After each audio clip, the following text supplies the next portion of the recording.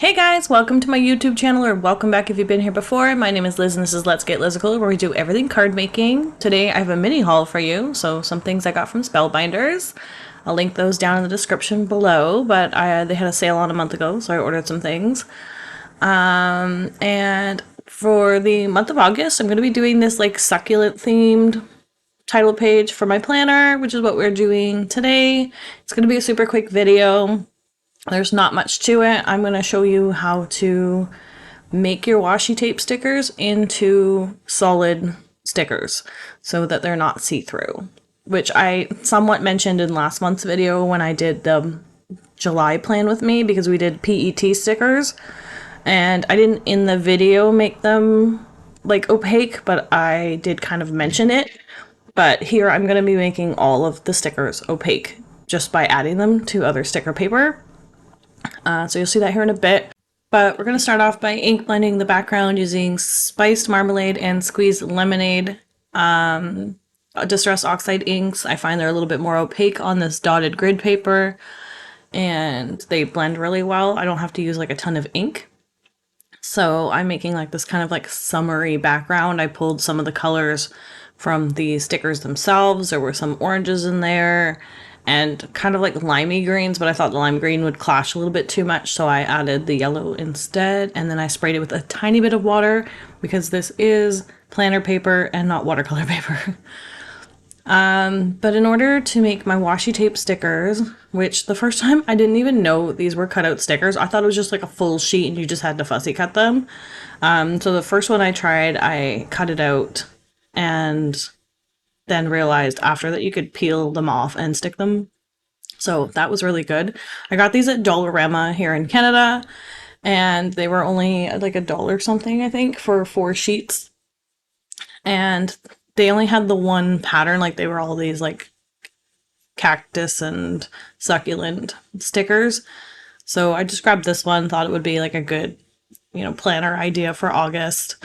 And what I'm doing is I am sticking those stickers to shipping label sticker paper. If you've been here for any length of time, you guys know I use this stuff for everything. I use it to make my striped backgrounds or paneled backgrounds where we're doing lots of color blocking. It's just a quick and easy way to stick things down. It adheres well, and it's very thin paper, so it doesn't really add too much bulk, which is what I like. And when I'm working my planner, I don't want things to be super thick because the pages are a little thin, and I don't want it to be super stiff and make my planner too bulky. So it's another good way to use it for that. But you could do this method using washi tape stickers, PET stickers, those clear plastic ones with the images on them. You could do this with washi tape if you wanted to. Maybe like a washi tape that's a little clear, but you don't know how. Not clear, but like translucent.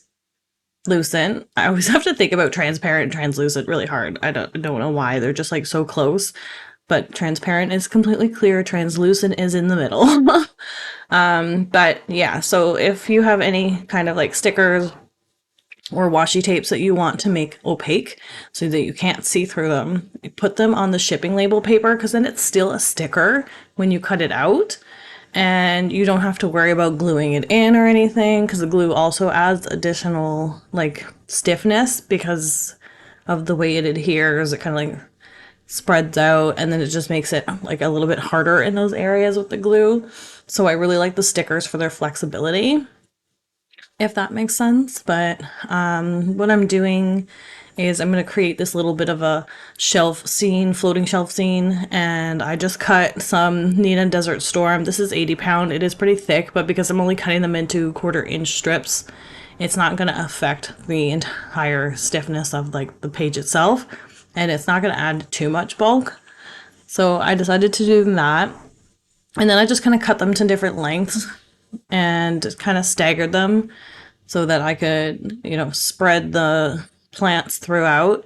And then I offset them so that they were running outside of the box, which is what I love about making the box like smaller on these planner pages, because I can do that, and I like it when things break the barrier that way. It just makes it more interesting, adds a little bit more depth and dimension to things as well. And it's just like a good way to add some more movement to your scene is to go outside your line. So if you were doing this on a card, I would probably do this at a 3.5 to 3 3/4 inch width to 5 or like 4 3/4. It depends on like which measurement you use if you want to do it that way. Or you could just do one strip down the center of the panel and not have the top and bottom be matted, if you know what I mean. So you would do the strip like 5.5 inches long to fit your 4 1/4 by 5.5 inch card, and then you would just cut a strip to be, you could do it as low as 2 inches, I would say 1.5 to 2 inches minimum, and then go up to 3.5, 3 3/4, like I mentioned. And then you could still do this like break the barrier thing on either side. Might be a fun like card idea actually.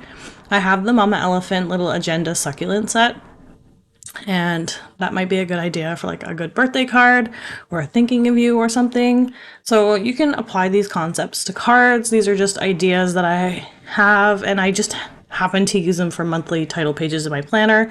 I don't do full-on spreads where I'm doing, you know, habit trackers and all that other stuff that most bullet journal planners use. I use this as a calendar and video planner basically, and like birthdays, so I remember which ones I need cards for. But yeah, so just, you know, additional inspiration. I'm using it one way, you guys can use it in another way. And it's just, you know, just a little extra thing I like to do here and there.